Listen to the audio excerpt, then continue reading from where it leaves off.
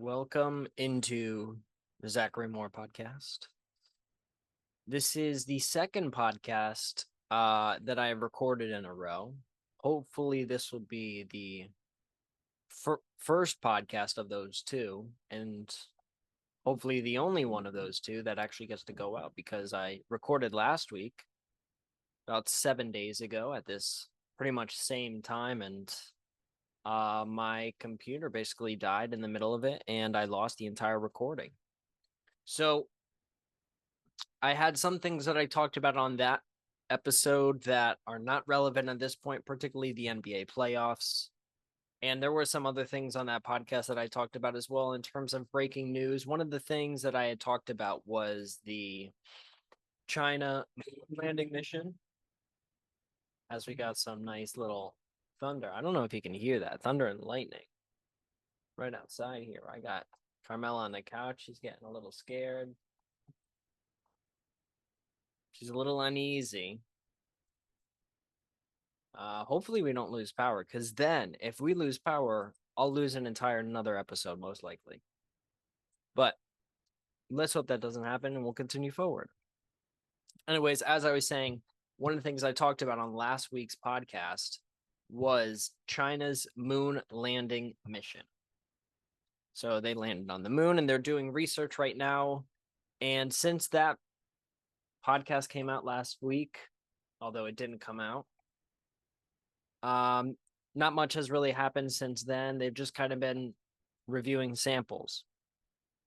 But if you want to, that's the Chang 6 mission. I'm not sure how to spell it, but if you just search up China moon landing mission,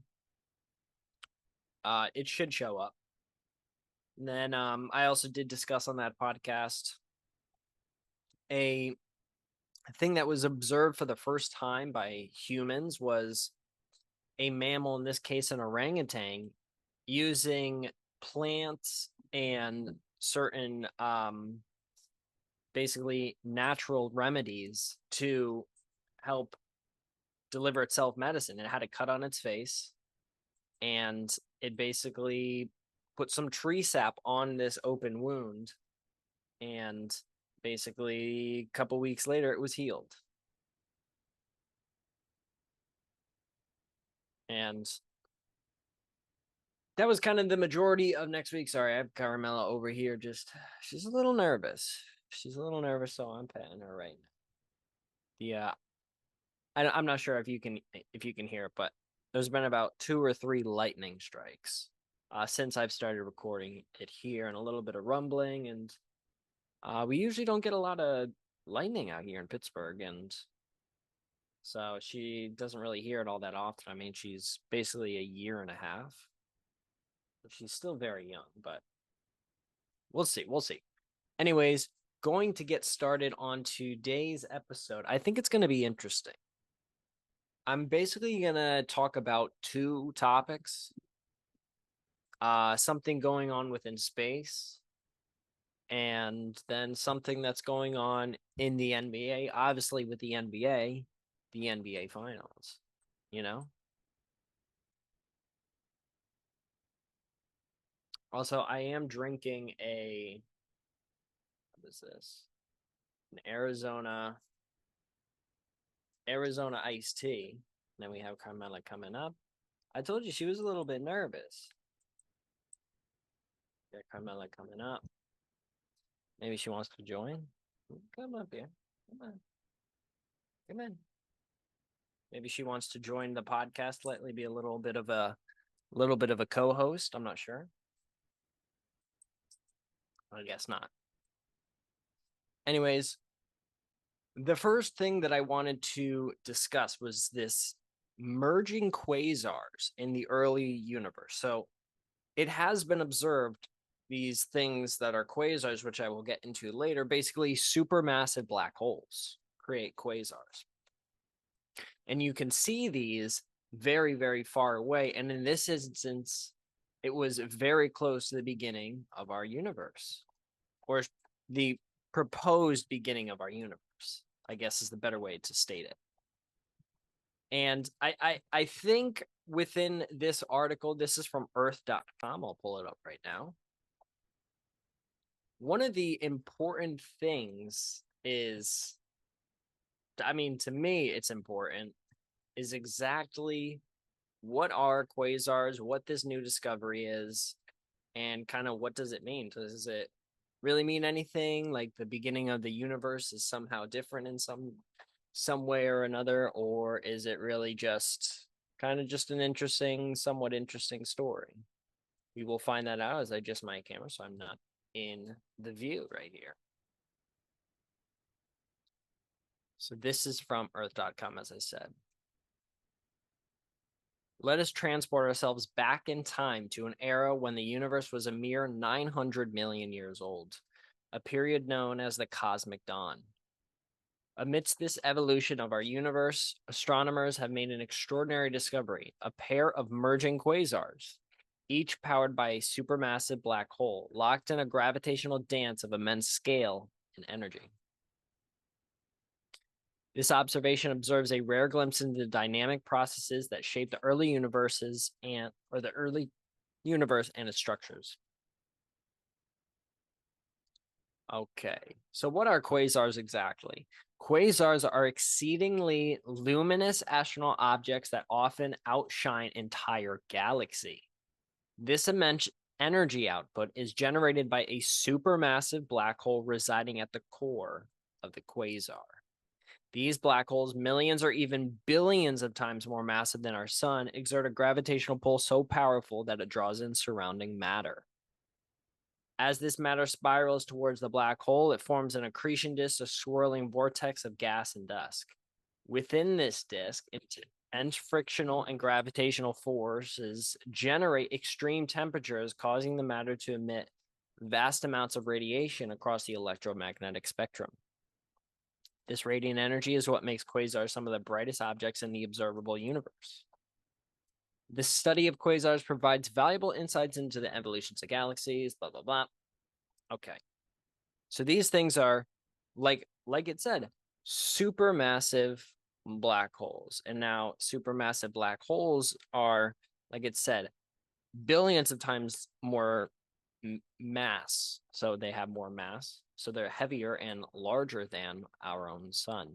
So these things are extremely large. Luckily, we're talking about here looking at something that is billions and billions of light years away from us, which is a good thing.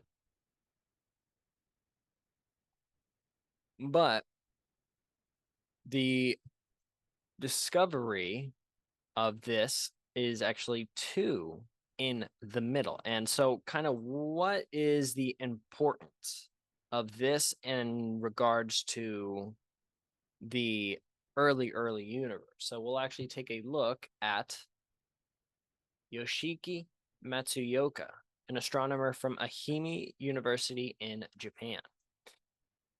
While meticulously examining images captured by the Hyper Supreme Cam on the Subaru telescope, they notice a curious pair of red dots nestly close together.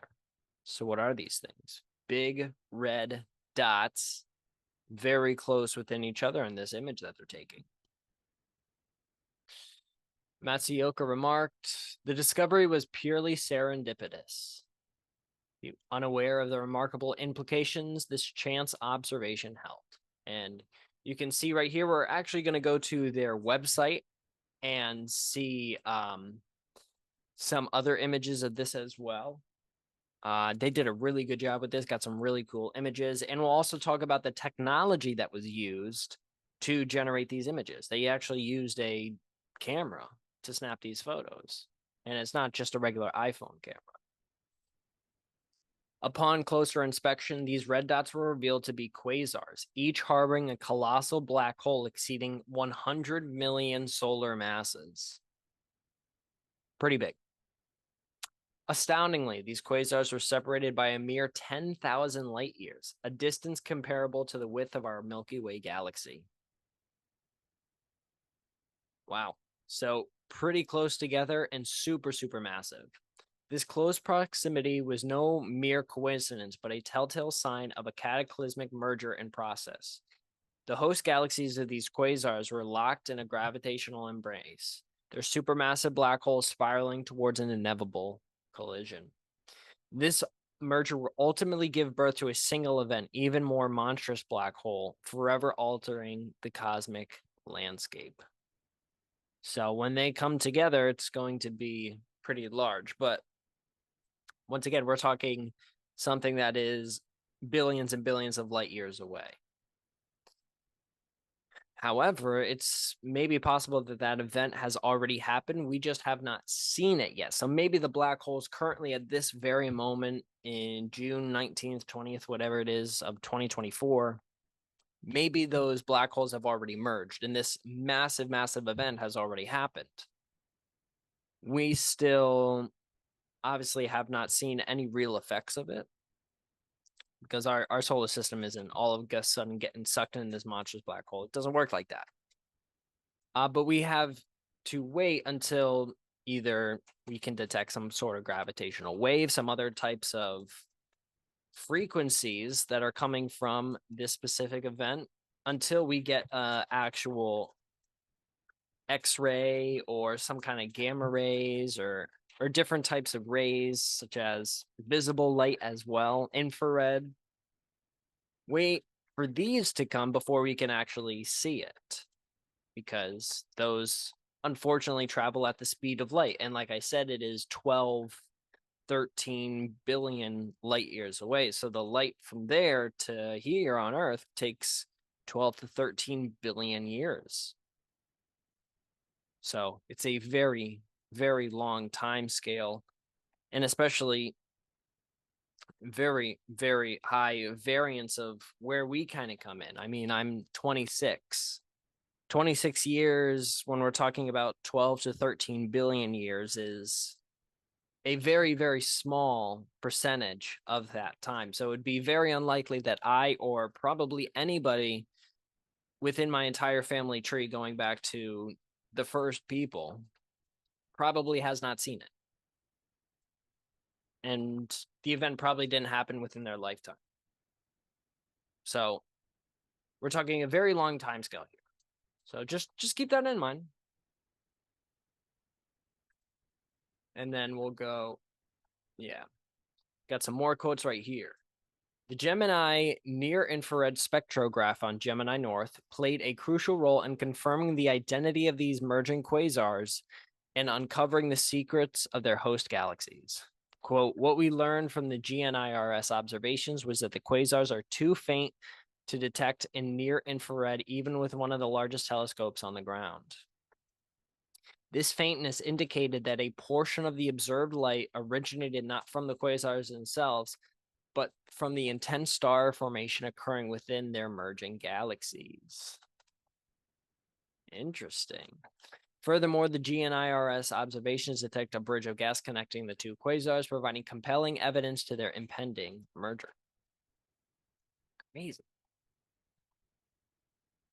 This monumental discovery offers a rare glimpse into the period of the universe that has long remained elusive. By studying these distant objects, astronomers can unlock valuable insights into the processes that shaped the early universe and laid the foundation for the magnificent cosmic structures we marvel at today.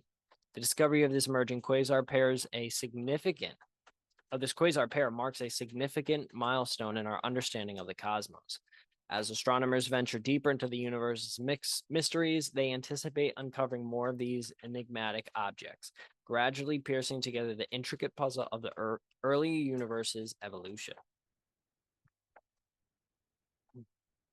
So let's go further in and kind of discover what this stuff is. So this is the NAOG, as you can see. This is their website. As always, I will put their stuff all down in the description. No need to worry about, but this is the camera that I was talking about to you. This is a, as they say, gigantic digital camera for this Subaru telescope, right? Now, this Subaru telescope, you would have to imagine is pretty big, but let's take a look at the image right here. I mean, that's a person that's 158 centimeters tall. So you'd have to imagine that they are pretty large, or approximately about 5'2". See all the different things right here. The inside of it, top frame, instrument, blah, blah, blah. bunch of motors, bunch of different things within it. So very cool. Let's go back. The Hyper Supreme Cam is a gigantic digital camera for the 8.2-meter Subaru telescope, which was developed by National Astronomical Observatory of Japan in collaboration with international academic and industrial partners. Because the telescope is large, its camera is also large. The height is taller than a human being, and its weight is about 3 tons. Very, very, very, very, very heavy. The camera consists of lens, filter, shutters, and light sensors. The sensor is newly developed, highly sensitive CCD, and the pixel number is 870 megapixels, and a total that cover 1.5 degree field of view in diameter. These CCDs are installed inside a vacuum cryogenic dewar, and I don't know what that means, and are operated at minus 100 degrees Celsius, where the dark current becomes negligible, which is oftentimes why a lot of the satellites that take pictures and scans of deep parts of the universe, such as the James Webb Space Telescope, do it very, very far in space because it is very, very cold unless you're in the sunlight. But you can also mitigate that by what the James Webb Space Telescope does is whatever is facing the sun is a bunch of things to cool down the device so that the camera's on the opposite side after there's many different layers of shielding from the sun. That camera gets to be cold. So very, very common to just throw this thing up in space, but it is nice to be able to have it here on Earth. The diameter of the first lens is 82 centimeters, and the length of the lens barrels is 165 centimeters. So certainly taller than 5'2". Mechanical alignment of optics, or in other words, focus adjustment, is realized by the precision hexapod system that consists of 6 customized actuators. So this camera saw the first light in 2013 and started to serve for open use observations from 2014 as a facility instrument. Very, very cool. So that's what this camera that took this picture looks like. So very large things we're talking about. But this is Subaru telescope telling its science results on this little thing right here. And I wanted to just play this video before we get into it, and I'll narrate over this. This is kind of a brief overview. We'll go through this video. Then after the video, we'll go through the story.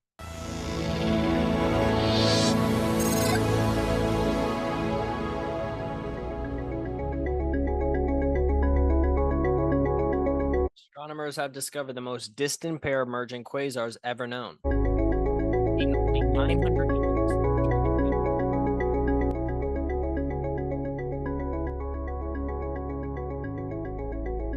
The discovery was made with the Gemini North Telescope and the Subaru Telescope in Mauna Kea.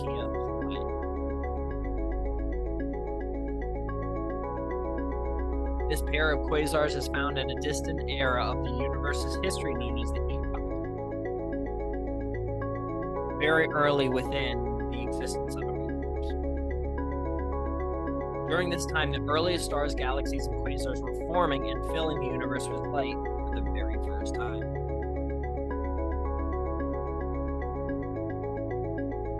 This is the only pair of quasars ever found in the epoch of periodization, giving astronomers valuable insights into the formation of the universe's earliest structures. So these things actually existed at this time. So it's giving you a sliver of hope that during this time, or not even of hope, but a sliver of factual information about this particular time when it was believed previously. I mean, we can go back to the video. The early formation of the universe and how it came about is one of the most important questions within astronomy, and I would say probably physics as well. And I think it's something that a lot of us I mean, myself included, a lot of us question, how did everything start? What started the universe? Was it the Big Bang? Was it some creature? Was it some heavenly body being creating it? What started this whole thing off? Is there a creator of the universe? This is stuff that I assume many of us have been questioning our entire lives. And for a lot of us, we find meaning in a lot of different areas. And how you choose to answer this question is something that does not stay the same forever. It's something that oftentimes will switch. You don't have the same answer today on where did we come from at 26 that you do at age 12 or age 16 or age 20. It is a question that for many of my friends, many of my family members, is something that is very subconsciously a major role in all of our daily choices. Trying to answer this constant question of where we come from, why are we here, and what is all of this for? What is this life for? What is my purpose? That's something that every one of us ask. And these quasars being at the beginning of our universe helps shape that future for us, because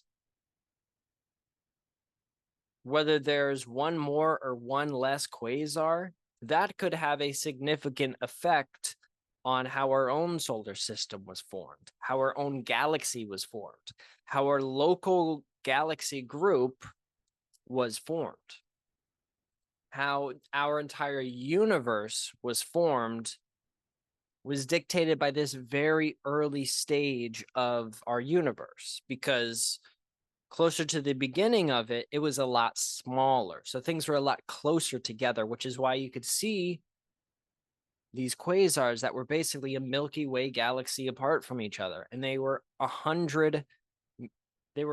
if not hundreds of millions of times more massive than our own sun. If there's a couple of these during an early period of our universe when it's much smaller, that creates a whole lot of different outcomes later on. Just fascinating, but we'll get into what they actually talked about. Using the Subaru telescope and Gemini North telescope, both located on Mauna Kea and Hawaii, an international team of astronomers has found the earliest pair of quasars, monsters shining with intense radiation powered by actively feeding supermassive black holes. This discovery will help explain how the universe evolved. So let's take a look right here. So you can see, I guess is the correct term. You can see right over here, right where my mouse is, this is C1. So you can see that super, super red spot right there. That's a very, one thing, the reason why that is so red as it is, whereas if you take, say, a look over here and look at something like this, you can definitely tell this is some type of galaxy right here. That's not as red. Or even if you go within this picture, you can see right up here, that's kind of bluish. Down there, that's kind of bluish. But that is a bright, bright, dark red. Very dark red. And oftentimes what this is something called redshifting. So when an object such as quasars is billions and billions and billions of light years away, what happens is as that light is on its journey to our eyes and our instruments and our planet, our solar system, while it's on its journey there, the universe has expanded. The same effect happens when you have an ambulance driving towards you with its sirens on. You kind of get a higher tone as it's coming towards you, and then as it passes by you, it gets a lower tone. A similar effect happens where you have the light coming towards us and the universe is expanding at that very same time as well. So that light is getting redshifted. So say if it's a blue, it gets a little bit closer to the red side. If you look at an electromagnetic spectrum of visible light, you can see that something that's blue, and take away some of that energy from it, it starts to go towards the red side of that spectrum, which is the red light that we see. So you can see right here at C1 and C2 is something I'll talk about in a second. This C1 is very clearly visible. Very clearly a bright, dark red spot. I know that's kind of weird to say, but it's a red spot that's very dark, but it's very pronounced in this image. I mean, we're talking about something very, very far away. And then right here, I'm able to see this on my screen right here. This right here is C2. I'm trying to do my best to outline it. Hopefully, if you turn your brightness up, you can see what I'm outlining right there. I can't go much further down. Darn. Yeah, but it's right here, basically. That is C2. So that's the other quasar. Obviously, you can see that it's not as bright, but the other quasar that is moving towards the other one. Maybe that's because C1 is a quasar that has taken a lot of the matter from the C2 quasar. But very, very interesting stuff right here. But let's continue reading. About 400 million to 1 billion years after the Big Bang, something, possibly a combination of sources, unleashed enough radiation to strip the electrons from most of the hydrogen atoms, completely altering the nature of the universe. Quasars are one potential source of the radiation that caused this reionization of the universe. When matter falls into the supermassive black hole at the center of a galaxy, the matter heats up and releases radiation in a phenomenon known as a quasar. So as it's getting sucked in, it releases that radiation. The collision and merger of two galaxies can feed matter to the supermassive black holes, triggering quasar activity. So at a time when intense radiation was baking the entire universe, you would expect to see many twin quasars, as quasar activity fired up in both galaxies involved in a collision. But the approximately 300 quasars known of this era of reionization, there were 0 pairs. Interesting. That's the important point. Then Yoshiki Matsuyoko at Ehime University in Japan was looking over images taken by the Subaru telescope and noticed a faint patch of red. While screening images of quasar candidates, I noticed 2 similarly and extremely red sources next to each other. The discovery was purely serendipitous, as we heard his quote earlier. Follow-up observations with the Subaru telescope and Gemini North telescope confirmed that the red spots are indeed twin quasars that existed only, as we know, 900 million years after the Big Bang. Very, very cool. And I think, to go back to an earlier point, the idea that there were certain events and certain things that happened in the earlier universe that we were not able to predict.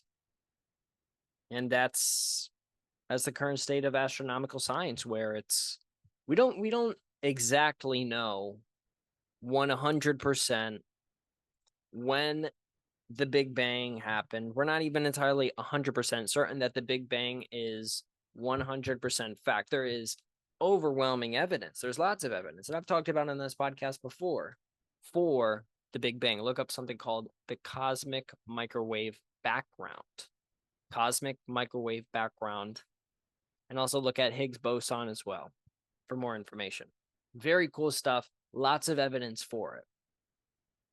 But I think one of the things that a lot of people in this day and age are either thinking about or even missing is asking this question of where we are from.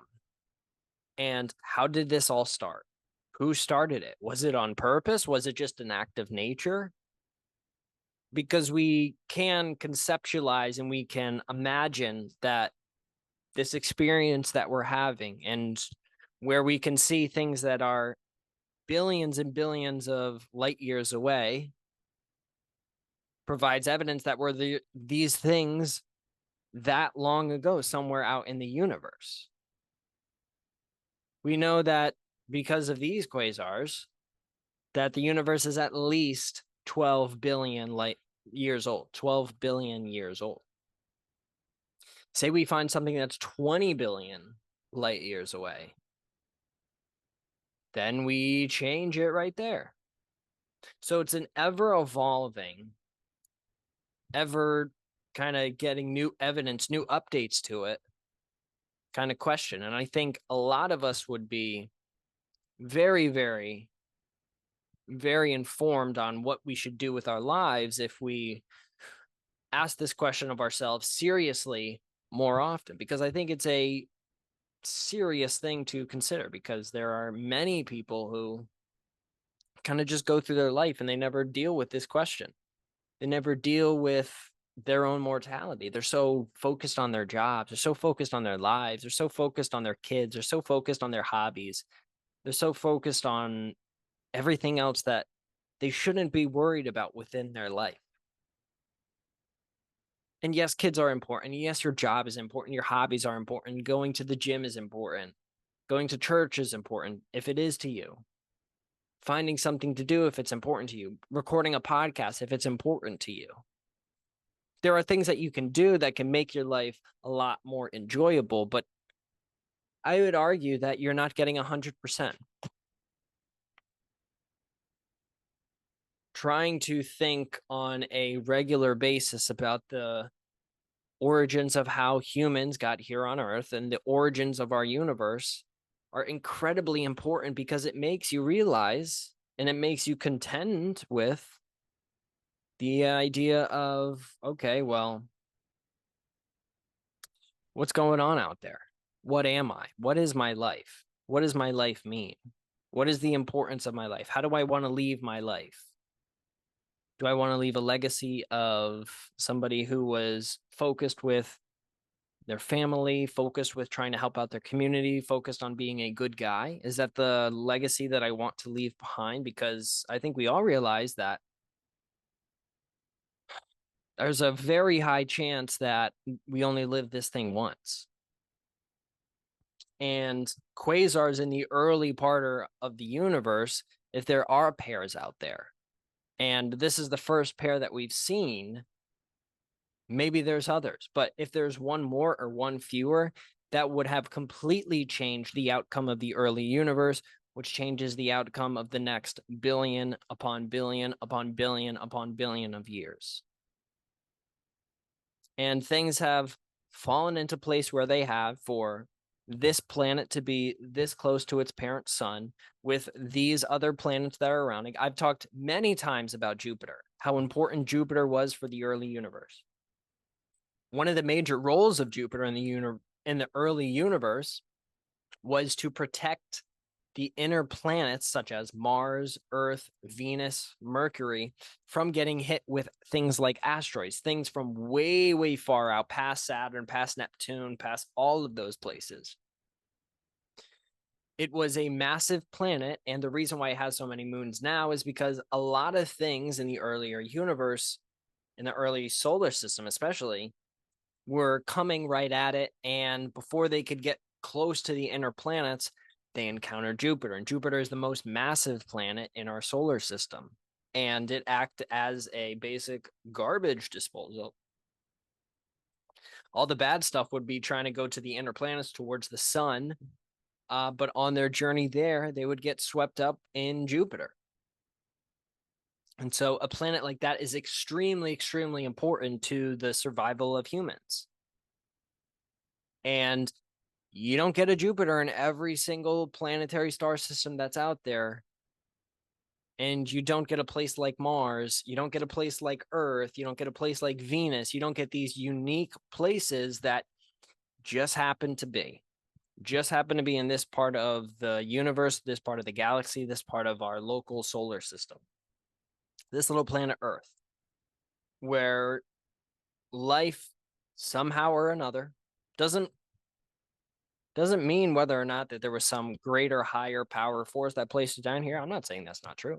That very well could have happened, but there was a set of circumstances that allowed me to be here and allowed literally every single other person who has ever lived and will ever lived on this planet the opportunity to experience life. And I think it's important to every so often have that in your mind. Know that. That's why I talk about this stuff, because I think it's so important and it gives you such clarity on wanting to be a good person, wanting to help other people out, wanting to say, hey, you know what? Let me tip you an extra couple bucks. Let me give you a ride home from work. Let me go and do this extra work at work, stuff that I'm not being asked to do to try and help you out. You're trying to promote something? Okay, let me cut up a video for you. Oh, perfect. Thank you very much. Absolutely. You know what? I'm also going to create a little graphic for you as well. Yeah, and then there's this thing called ChatGPT. If you type in what you're going to use this for and provide this picture of it as well and ask it to help you come up with a message or an overall theme or a catchphrase or some kind of radio read or television advertisement, help it write that for you. Plug all of this in and get an answer out. See if you like it. And if you do, perfect, use it. But if you don't, maybe it's the start of something. Maybe it's the pillars of something. All of this stuff of trying to go that extra mile of helping other people out, being a positive member of your community and being a good person. A lot of this for me, and I'm not saying I'm 100% a good person. I have infinite flaws, but a lot of the things that I do that are good for people that bring me a lot of joy is the understanding of the fact that we come from something and there was a certain set of events that all went into place, how they happened, and that's how I got here. And I'm understanding more about that. And what are quasars? Why do I care about quasars? Well, because they're extremely important and they're supermassive black holes. Like these things actually exist and we can see it with our eyeballs. Well, our eyeballs plus a lot of telescopes.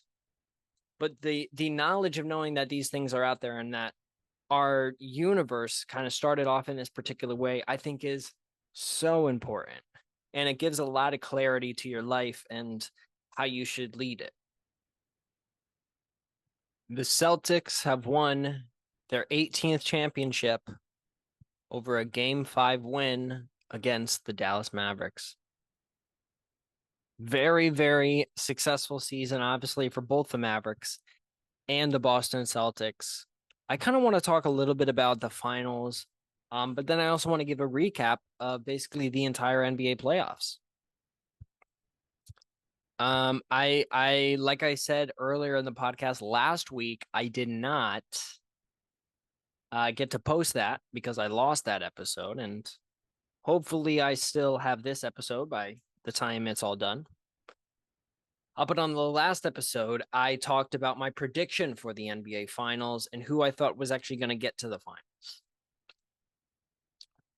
I did pick Boston. I picked them in 7 games. I really liked how the Mavericks were playing, not just Luka, but guys like PJ Washington and Kyrie Irving. I was very confident that they would be able to step up and play very, very well in the NBA Finals. I did think that particularly Jason Tatum was going to really take over. Him and Jaylen Brown, I thought were going to absolutely dominate in this series.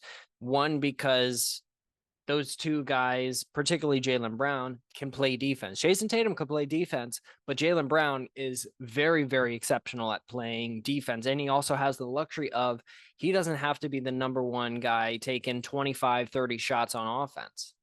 He has Jason Tatum. That could be Jason Tatum's role. And in this series, I didn't think it would go this way, but in this series, Jason Tatum has been very, very, very, very good at passing the ball to his teammates, driving and dishing, finding open guys. He has done a terrific job of that, or he did a terrific job of that. And that was a very, very large reason why they were able to win. But I did not foresee Kyrie Irving and Luka to on on offense. I mean, not as much Luka. Luka had a lot of inefficient games. And more so with Kyrie, where Kyrie in a couple of games, we'll go into it, but he just had like less than 50% shooting, less than 40% shooting, and you just can't have that when you're the number 2 option in the NBA Finals. And that wasn't because Kyrie Irving is just all of a sudden a bad basketball player. That's because the Celtics have very good defensive guys. Like I said, Jaylen Brown, Jason Tatum, very good defensively. But guess who they also have? Drew Holiday. Guess who they also have? Derek White. Guess who they also had? Kristaps Porzingis, who's 7'3". I mean, defensively, the Celtics are probably, including the Timberwolves, the best defensive team in the NBA, and that's a very good recipe to have. And they also have the benefit of having guys who can give you 40 points. Jaylen Brown could give you 40. Jason Tatum could give you 40. Drew Holiday a couple years ago, potentially. Derek White at his absolute best, potentially. Kristaps Porzingis at his absolute peak, yes. They have guys who can score on offense. Obviously, their 3-point shooting was amazing throughout the entire playoffs, but it was especially good in the NBA Finals as well. But let's get into the article. The Boston Celtics stand alone among NBA champions. Jason Tatum had 31 points, 11 assists, and 8 rebounds as the Celtics topped the Dallas Mavericks 106-88 on Monday to win the franchise's 18th championship, breaking a tie with the Lakers for the most in league history. Boston earned its latest title on the 16th anniversary of hosting its last Larry O'Brien Trophy in 2008. It marks the 13th championship won this century by one of the city's big 4 professional sports franchises. Jaylen Brown added 21 points and was voted the NBA Finals MVP. Drew Holiday finished with 15 points and 11 rebounds. Center Kristaps Porzingis also provided an emotional lift, returning from a 2-game absence because of a dislocated tendon in his left ankle to chip in 5 points in 17 minutes. It helped the Celtics cap a postseason that saw them go 16-3 and finish with an 80-21 overall record. That's .792 winning percentage, ranks second in team history behind only the Celtics 1985 and 86 championship team that finished 82-12. Very cool. Second-year coach Joe Mazzulla at age 35 also became the youngest coach since Bill Russell in 1969 to lead a team to a championship. Luka Doncic finished with 28 points and 12 rebounds for Dallas, which failed to extend the series after avoiding a sweep with a 38-point win in Game 4. The Mavericks had been 3-0 in their Game 5s this postseason, with Doncic scoring at least 31 points in each of them. Kyrie Irving finished with just 15 points on 5 of 16 shooting and has now lost 13 of the last 14 meetings against the Celtics team he left in the summer of 2019 to join the Brooklyn Nets. NBA teams are now 0-157 in postseason series after falling into a 3-0 deficit. Boston never trailed and led by as many as 26, feeding off the energy of the Garden crowd. Dallas was within 16-15 early before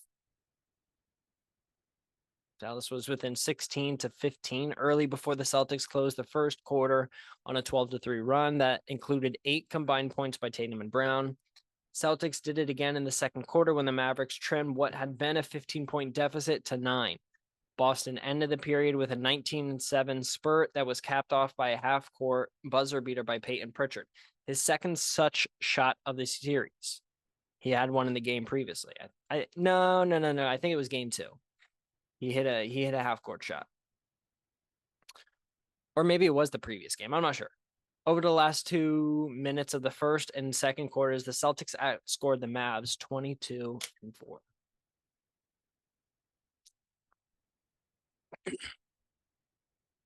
The Celtics never looked back. Russell's widow, Janine Russell, and his daughter, Karen Russell, were in TD Gardens to salute the newest generation of Celtics championship. Very, very cool. They watched current Celtic stars Tatum and Brown earn their first rings. It was the trade that sent 2008 champions Kevin Garnett and Paul Pierce in 2013 that netted Boston the draft picks it eventually used to select Brown and Tatum third overall in back-to-back drafts in 2016 and 2017. I mean, crazy. And one of the things about Jaylen Brown that I had known previously, but I didn't think about it all that frequently until this offseason, or not this offseason, but this postseason. Jaylen Brown is a very, very smart individual.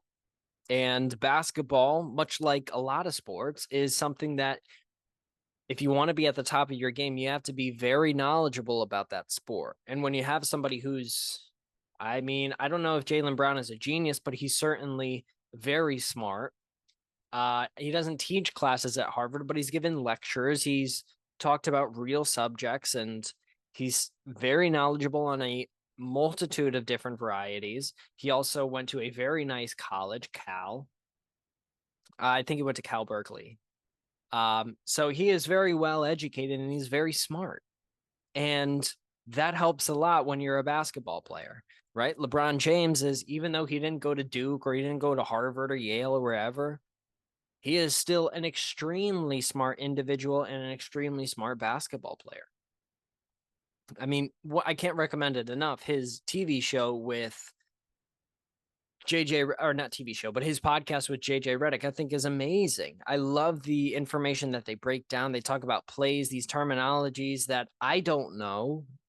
I know when I see it on the court that's something, but I don't know what to call it. I don't know why they're doing it. I don't know what the strategic advantage of doing it against a particular defense is or at a particular time in the game. Like, I don't know the intricacies of that. And to see those two guys go back and forth to talk about it is amazing. It's so insightful.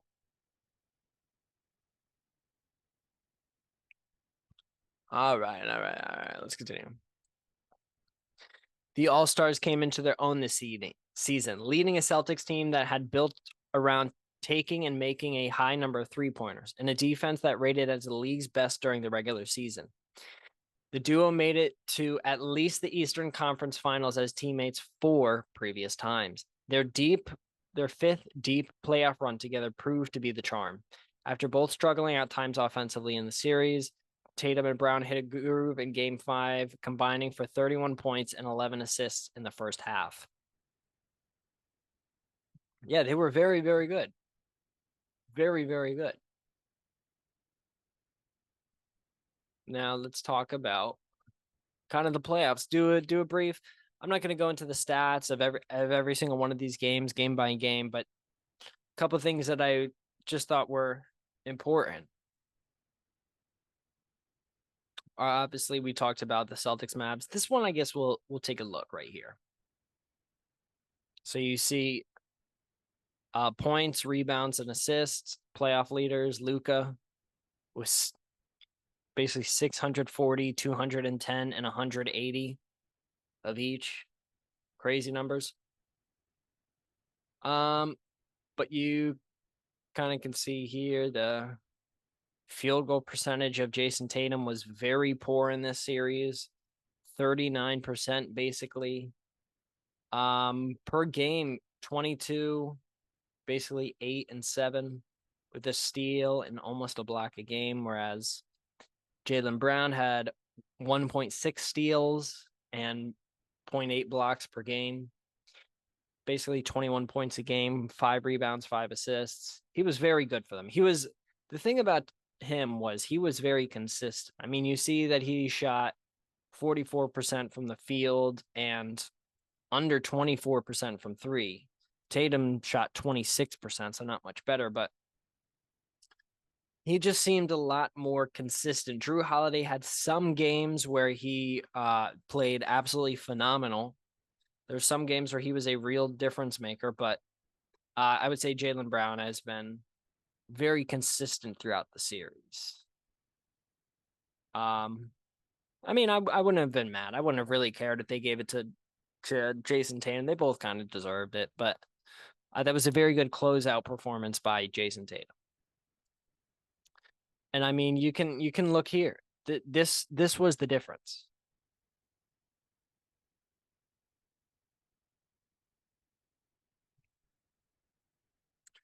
%47 from the field for Luka Doncic. 23 turnovers as well is a lot. 23 turnovers is a lot. Yeah. Tatum and Brown had 30 themselves. So a lot of turnovers by Luka. 47%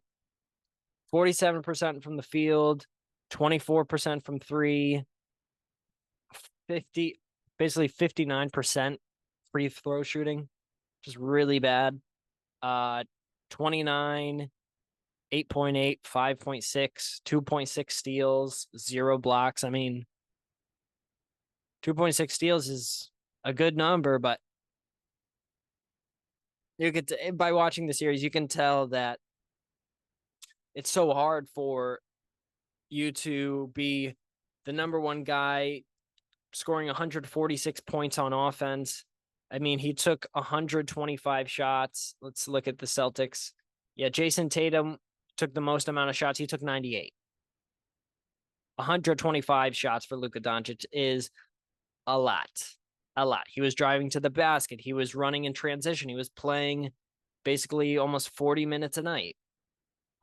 It's hard for you to be that number one guy and put in this amount of performance because, like I said, he's doing a lot more on offense than Jason Tatum and Jaylen Brown. I'm not saying that he is better on offense, which I do agree, but my point is that he is carrying a lot more offensive load. He's asked to be the primary ball handler, the primary scorer, the primary distributor.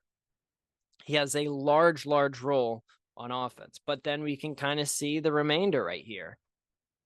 Kyrie Irving shooting 41%, basically 28% from three. I mean, your two guys cannot have that poor of a shooting performance in the finals. And then PJ Washington, also 27% from three. Basically 40%, 41% shooting overall. Daniel Gafford was fine in the series. He averaged 8 points though. You have 1, 2, 3 people for the Mavericks who averaged over 10 points a game, whereas you had 1, 2, 3, 4, 5 guys on the Celtics who averaged over 5 points a game. Kristaps Porzingis 12.3, Derek White 13.8, Drew Holiday 14.4, Jaylen Brown 20.8, Jason Tatum 22.2. And then you got for the Mavericks 29.2 Luka, Kyrie 19.8, and PJ Washington 10.8. The next closest is Daniel Gafford with 8 points a game. I mean, you see guys who were good with them all throughout the previous rounds. You got Derrick Jones Jr. shot 25% from three in the NBA Finals, 43% from the field, playing 23 minutes a game as well. He was their fourth guy in terms of total minutes. I mean, he was one of their starters. 6.6 points is not going to get it done. And that's just the real difference right there. It's tough to see. It's tough that they went down like that. I mean, you see a true shooting percentage for Kyrie Irving of 48%. Very, very bad. You see that usage rating for Luka Doncic, 38.7. What was it for the Celtics? Let's see. 29.7 for Jason Tatum and 27.4. So that's a big difference right there. You need to have guys on the Mavericks that are able to provide offensive points. They need guys that can shoot efficiently, and it's hard to do that when you're facing a defense that's this good. But let's kind of go through the rest of the playoffs. Celtics over the Pacers. This unfortunately was not a competitive series. Injuries. That's a lot of what happened on the eastern side of the bracket, unfortunately. Pacers, unfortunately, were close to winning a game, close to winning a couple of games. But ultimately, they weren't able to do it. Game 1, they played well. Game 3, they played well. Game 4, they played well. Unfortunate. Mavericks over Minnesota. Minnesota was the hot team at the moment. And so were the Mavericks, but the Timberwolves were looking like they were going to be the best defense in the playoffs. Now, they ultimately weren't, but they still were second best and a very, very close second. But Luka Doncic was absolutely amazing in this series. He really exploited Rudy Gobert on the perimeter. Obviously, you have that game winner that he hit over him. And Anthony Edwards played okay in this series, but he showed that he's not a superstar yet. And unfortunately, that's kind of the growing pains of being in the NBA. Is there somebody like Luka who's a couple years older than you who just decides to do it all? And it was good that this was a 5-game series, but when you have the Celtics who played a lot less games, like let's just go through and let's look at how many games the Mavericks are playing. So they're playing 5, then they're playing 6, so that's 11. Then they're playing 6 again, so 17 games. And then let's look at the Celtics Heat. 5 games, 10 games, 4 games, 14. Those extra couple of games makes a very large difference because especially later on, going from a 6-game series, the Mavs against the Oklahoma City Thunder, and those were battles. The Oklahoma City Thunder were the number 1 seed. I wasn't so confident that the Mavericks would be able to beat them. I mean, the Thunder were looking amazing.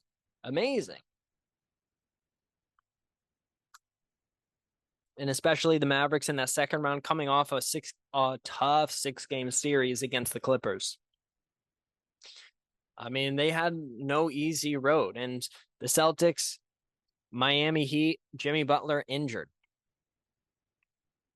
Then you also have at the same time the Pacers. They beat the Milwaukee Bucks because Damian Lillard and Giannis both got injured in that series, and Indiana took complete control over it. They were an amazing team. I would have not told you playoffs begin that they make it to the Eastern Conference finals.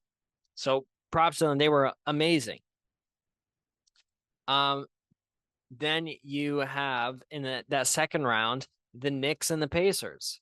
The Knicks, after their first round 6-game win over the 76ers, obviously Joel Embiid had some injury issues, but if he was healthy, I don't know if that team beats the Knicks. The Knicks have one of the main storylines that I really started to understand this offseason.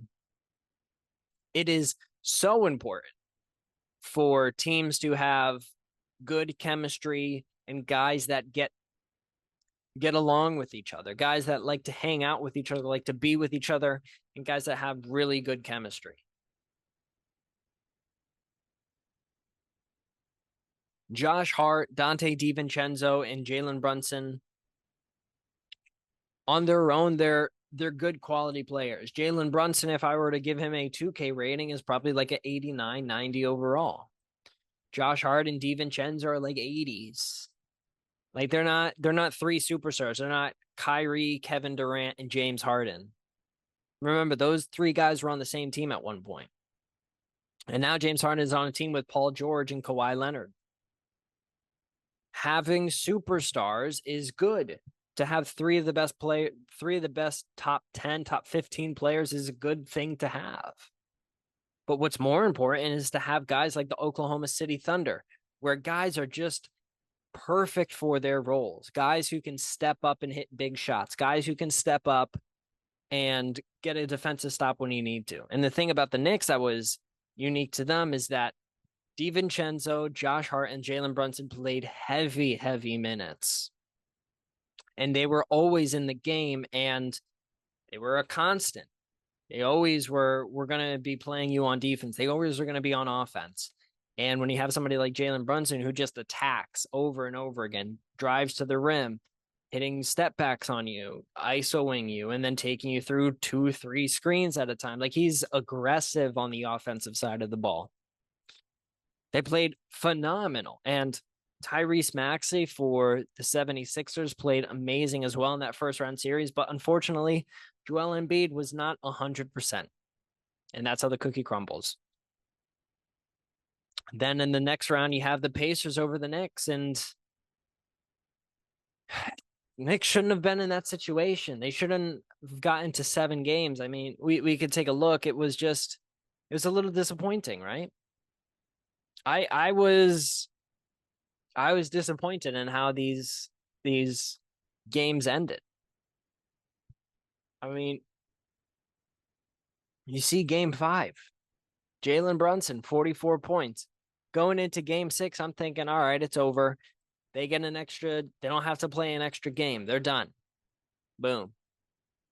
In this game, fantastic, or so we thought. I mean, you look at the scoring by quarter. Knicks, after their first quarter, what happened? 21 points in the second quarter to 32 by the Pacers.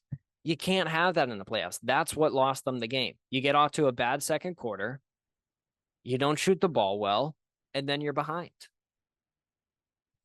You look at Jalen Brunson shooting 42%, basically 38% from 3. Very unfortunate. He only had 1 turnover, right?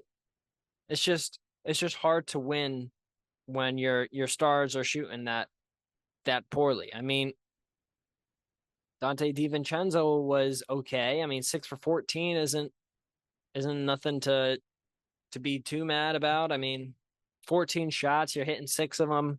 It's not that much of a volume. We'd like it to be 8 of 12 or something like that. Like, that would be nice, but their stars and their starters had some less than ideal shooting times. I mean, 11 of 26, that's very hard. When you're taking 26 shots and you're hitting only 11, it's very hard to do that. Very hard to do that. And this is what cost them the series right here. I saw them lose this game, and I thought to myself, I don't like how that happened. I don't like how that ended. And then they come into here and they just get blown out. Just absolutely nothing throughout the entire game. 39-27, 31-28, 31-29, 29-25. That was the game. Like, they just got absolutely dominated. Look at the shooting percentages. 53% Pascal Siakam, 80% Andrew Nembhard, 64% Miles Turner, 59% Tyrese Halliburton, 100% Aaron Nesmith. Then you have the Knicks, 52% Dante DiVincenzo, 33% Josh Hart, Isaiah Hartenstein played 29 minutes, 0 of 2. 0 of 2. And then you got 35% Jalen Brunson in 29 minutes. OG Anunoby, 100%, 5 points, 1 3, 1 2-pointer.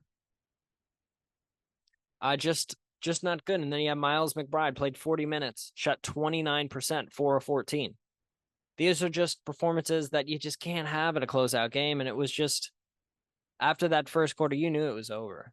The Knicks just kind of fell off, man. Fell off so hard. And yes, there was an injury, obviously, to Jalen Brunson. But even before that, game 6,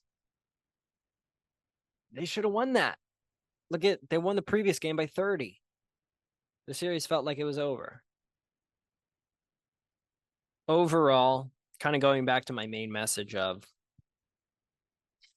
having good team chemistry and having guys who really fit into their roles is a lot more important to team success than having just really all-star level guys, really good quality players, and just throwing them together. The Phoenix Suns are a perfect example of this. You have Kevin Durant. Outside of LeBron, Kevin Durant and Larry Bird that's the end of the discussion. End of discussion. You have the Phoenix Suns getting swept by a extremely super young and inexperienced Minnesota Timberwolves. No real playoff success. They had a couple of wins and advanced, but they're not storied team. I mean, Anthony Edwards, their number one guy, is very young. Meanwhile, on the Suns, you have Bradley Beal. Not a lot of playoff success, but former scoring champion, one of the best shooting guards in the NBA. Then you have Devin Booker, has gone to an NBA Finals before. I don't think people remember this.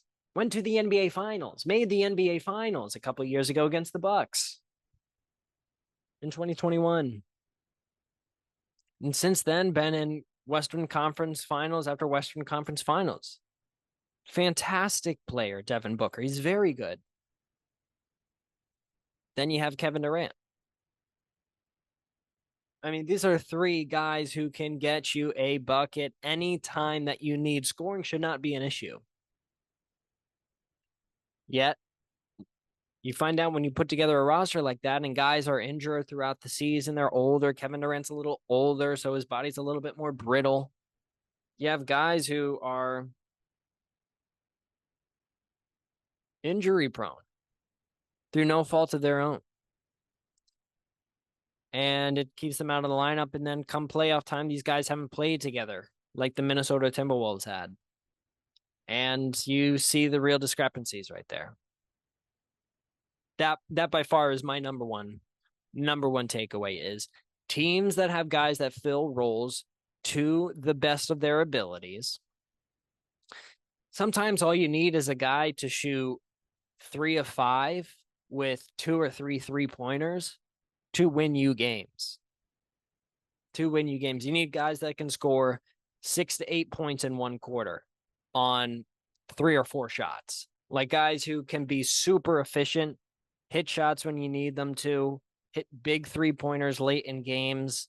And you also need guys that can play real defense. I'm not saying you need guys that can play two ways, which you like, but it's important to have guys that if your number one guy like Luka isn't there, or your guy Kyrie isn't there, that maybe, okay, I'm not going to be scoring 30 points tonight. Maybe I score 16 to 20, and the guy that I'm guarding scores 10. Maybe that's my contribution in this game. Maybe I try and distribute a little bit more, dribble around, get some movement on the court, and then make the right pass. And then on defense, I play lockdown defense. I play super hard. I expend a lot of my energy on defense. Fortunately, that not every team can do that, and that didn't happen. But moving on, this will be our last thing. A new Adrian Wojnarowski, this is 2 hours ago, a new tweet. ESPN sources. JJ Redick has agreed on a 4-year contract to become the next coach of the Los Angeles Lakers. Rob Pelinka offered a job this morning, and Redick started working on a staff to surround himself with experience. Very interesting. Very interesting. I was just talking about him earlier, talking about his podcast with LeBron James. I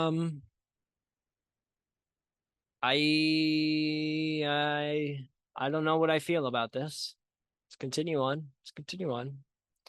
Pelinka became sold on Redick's ability to connect with players and his basketball IQ and believes surrounding him with an elite coaching staff will help to shorten the learning curve into his first coaching job, sources said. he has yet to coach in the NBA. But by all means, he seems to me, at least of what I've seen him talk about, to be a very smart player.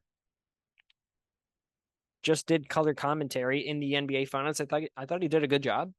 Him and Doris Burke. Yeah, here we go.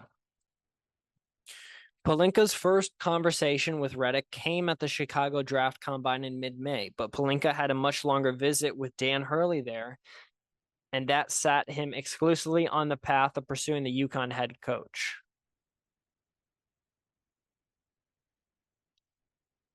Rob Pelinka long held an intrigue in Redick, and those talks became more substantive again post-Hurley.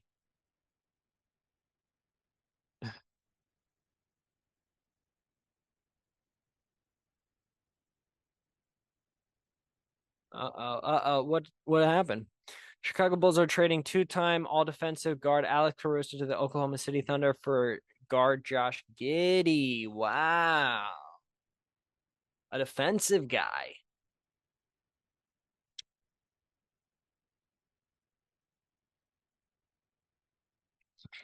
The trade delivers the Thunder one of the league's most coveted role players, a 30-year-old guard whose GM Sam Presti had long pursued for the Western Conference's #1 seed. Caruso's arrival could be seen as an additional comparable to the Golden State Warriors' acquisition of Andre Iguodala in 2013. Both were 30 years old. Wow. Very interesting. Caruso is entering the final year of his deal and becomes eligible for a 4-year, approximately $80 million extension, exactly 6 months from the date of this trade. Thunder made the trade with the hope to have Caruso as an integral player for the long term. Wow. I didn't know that was going to happen. Nice. Here is the story. Let's read it. The Los Angeles Lakers have agreed to a 4-year contract with JJ Redick to make him the franchise's next coach. Redick, an ESPN NBA analyst who played 15 years in the league, met with Lakers vice president and general manager Rob Pelinka and owner Jeannie Buss over the weekend. And conversations on the vacancy continued throughout the week, sources said. Pelinka offered Redick the job Thursday morning. Pelinka became sold on Redick's ability to connect with players and his basketball IQ, and believes surrounding Redick with an elite coaching staff will help shorten his learning curves into his first coaching job. Redick moved into the forefront of the search a week ago. Okay. Yeah. Lakers offered Hurley a 6-year, $70 million contract. He turned it down early last week. As Pelinka saw with Hurley, he still wants a teaching coach and staff who will prioritize the development of young players such as Max Christie, Austin Reeves, and Rui Hachimura, and can design a creative approach to featuring Anthony Davis on both ends of the floor, sources said. Redick has a strong relationship with Lakers star LeBron James, with whom he co-hosts a basketball podcast. No experience required. Look at this. JJ Redick has never coached at the NBA level as a head coach or as an assistant. Other notable former players to achieve the feat include Redick's former coach, Doc Rivers, who is the only such coach to win a title with the Celtics. So you got JJ Redick with the Lakers, obviously. Jason Kidd with the Nets in 2013-2014. Mark Jackson with the Warriors in 2011-2012. Doc Rivers with the Magic in 1990 to 2000. And then Larry Bird with the Pacers 97-98. Interesting. We even got breaking news on today's show. Very, very interesting. Fascinating stuff. Overall, a very good podcast. My voice is now very raspy. The thunder has stopped throughout the recording. The rain has stopped. We got Carmela sleeping in her bed. It was overall a good show. I'm glad that I recorded this. Hopefully this came out, and hopefully what I said in regards to our mortality and kind of our reality of the beginning of this universe I want to stress enough that thinking about your mortality and thinking about yourself and where you came from, where everything came from is important, because I think one of the things it does for you is it gives you this deep, deep desire to want to help out other people. That we're all in this thing together and you really want to be a positive force for good in this world. That's what I've come away with by learning about this stuff, looking at what the early universe was like and learn about how we even got to be here. All of it is very important in helping me shape my worldview. And just for every single time I see one of these things, it's just more proof of every single one of us is special and is blessed to be here. And if we only get one ride of this, it is a fantastic experience, and I am ever so grateful. And that experience and this reality has allowed me to record this podcast, which I thank you so much for listening to. This is the Zach Moore Podcast.